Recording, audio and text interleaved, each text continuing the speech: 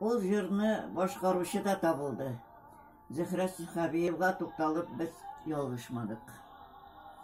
Зөһрә аны киң күкрәк тавышы белән моңга бай итеп, тирән мәгънәле итеп башкара.